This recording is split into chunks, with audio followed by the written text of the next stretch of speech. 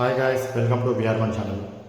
ఎలా ఉన్నారని అస్సలు ఇప్పుడు నేను అడగలేను. ఎందుకంటే ఈరోజు నేను లేవడంతో ఒక సాడ్ న్యూస్ చదివాను అని విన్నాను. అదే ప్రదీప్ రావత్ గారి డెత్ గురించి. సో ప్రదీప్ రావత్ అనే వ్యక్తి మన మధ్యలో లేరు. సో పర్సనల్గా ఏంటంటే నార్మల్గా చాలామంది సెలబ్రిటీ చనిపోయినప్పుడు కూడా నేను వీడియో చేయను. బట్ ఎందుకు ఇప్పుడు వీడియో చేస్తున్నా అంటే నాకు చైల్డ్హుడ్ నుంచి నా ఫేవరెట్ విలన్ ఆ పర్సన్.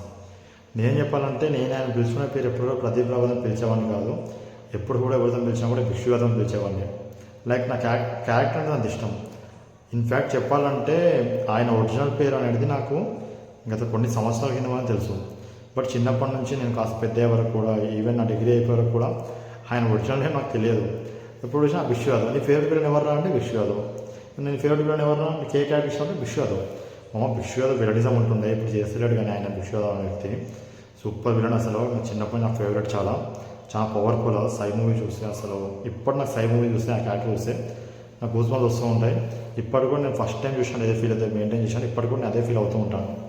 సో అలాంటి పర్సన్ మన మధ్య లేకపోయేసరికి నేను లేవడంతో నా న్యూస్ చదవగానే కాస్త భావోద్వేగానికి గురయ్యాను. సో చాలామంది చాలా క్యారెక్టర్స్ ఆయన ఇష్టంగా ఉండొచ్చు. బట్ పర్సనల్ నాకు మాత్రం ఎప్పటికి కూడా ఆయన విష్యూ యాదవే, మీ అందరు ప్రదీప్ రావత్ అయినా కూడా.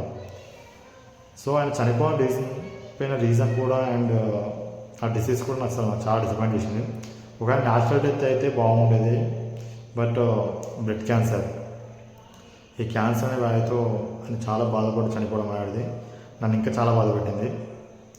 అండ్ ఎన్నో గొప్ప సినిమాలు చేశాడు, ఎంతో పేరు ప్రఖ్యాతం గంచాడు యాజ్ ఒక విలన్గా. అండ్ ముఖ్యంగా తెలుగు ప్రజలకు దగ్గరైంది మాత్రం ఆయన రాజ్బిహారీ అనే క్యారెక్టర్ తోటి ఛత్రపతిలో, అండ్ దానిగా సైలో మూవీ క్యారెక్టర్ అయిన విశ్వనాథ్ తోటి.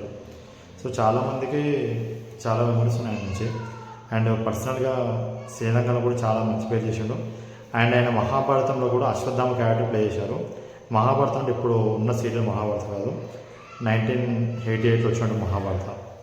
ఆ మహాభారత సీరియల్లో కూడా ఆయన అశ్వత్థామ క్యారెక్టర్ ప్లే చేశాడు. అండ్ దాని నుంచి కూడా ఆయనకు ఎంతో గుర్తింపు లభించింది. తర్వాత మెల్లమెల్లతో తెలుగు అరంగేట్రం చేసి ఎంతో పేరు సాధించారు.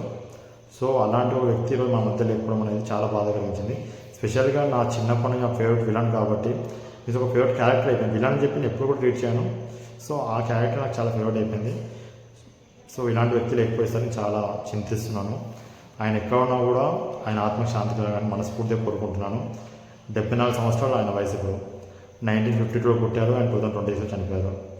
అండ్ 74 years వరకు కూడా చాలా మంచిగా బ్రతికింది. బట్ చివరి దశలో మాత్రం ఇలా క్యాన్సర్తో సఫర్ అవుతూ చనిపోవడం అనేది కాస్త బాధాకరమైన విషయం.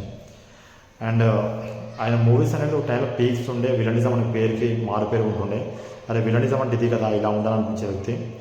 అండ్ ఎందుకేమో తెలియదు, స్లోగా నాకు అవకాశం తగ్గుతూ పోయాయి. అండ్ ఒక 2 మూవీస్లో అయితే చిన్న నార్మల్ రోల్ చేశాడు, ఒక కంబియన్లా కూడా వాడారు. బట్ ఎనీవే నాకైతే ఎప్పటికైనా ఒక చాలా పవర్ఫుల్ విలన్ మన టాలీవుడ్ ఇండస్ట్రీకి అయితే. మిగతా నాకు తెలియదు. And once again rest in peace Pradeep Rawat గారు. అండ్ మన వీడియో లైక్ చేయండి, షేర్ చేయండి, సబ్స్క్రైబ్ చేయండి. కొత్త వాళ్ళకి కూడా రీచ్ అవుతుంది. జై శ్రీకృష్ణ, జై హింద్.